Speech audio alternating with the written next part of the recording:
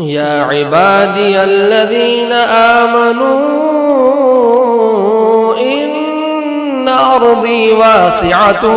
فإياي فاعبدون كل نفس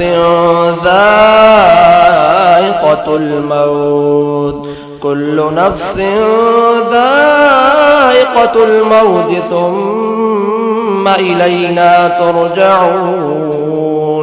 والذين آمنوا وعملوا الصالحات لنبوئنهم من الجنة غرفا تجري من تحتها الأنهار خالدين فيها نعم أجر العاملين الذين صبروا وعلى ربهم يتوكلون.